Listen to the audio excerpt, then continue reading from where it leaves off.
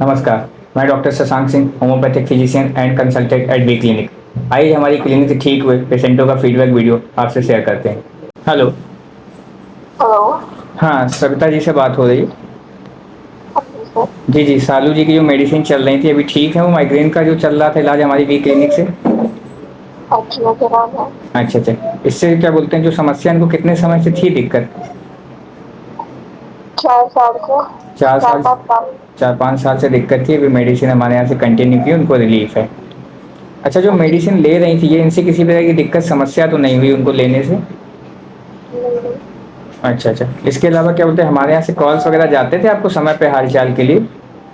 हाँ जी बिल्कुल जी जाते थे। जी जी, अच्छा लगा। चलिए जान के 4 सालों से समस्या थी, 5 सालों से, अभी हमारे यहाँ से इलाज लेने के बाद उनको रिलीफ है, कोई दिक्कत समस्या परेशानी नहीं आ रही है। अगर किसी प्रकार की भी अच्छा। दिक्कत रहती है तो आप संपर्क जरूर करते अच्छा। रहिए क्लिनिक से, ठीक है? Okay sir. ओके, ख्याल रखिएगा।